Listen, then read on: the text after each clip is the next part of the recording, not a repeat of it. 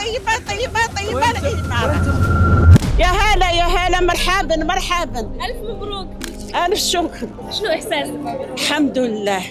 إحساسي أنا وأنتم في الجنة الفردوس العليا إن شاء الله. يا رب يا رب. لمن تهدي هذه الرسالة؟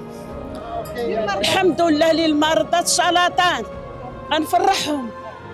حتى الزوج ديالي كان فقيه، حمل القرآن باللوحة، بعد ما مات عطيت الدار ديالو خالصة لوجه الله. 30 مريضة في المنزل غادي نتقدم لها هذه الهدية.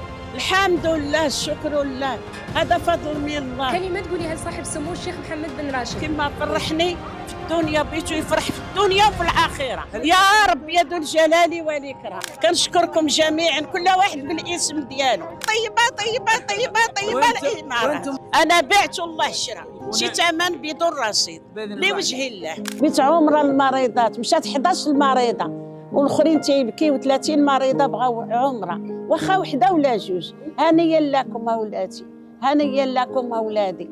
تنتمنى عمره للمريضات السرطان اللي عندي في المنزل. كاين اللي كيجلس شهر شهراير، كاين اللي كيجلس 4 شهور، كاين اللي كيجلس نهار يومين، وهذا فضل من الله. الاكل الشراب المبيت تنقول بالمجان، الحمد لله، هذا فضل من الله. وتنتمناكم ايها الشباب تنتوما ديروا دار وتديروا فيها الإحسان إن شاء الله إن شاء الله إن شاء الله.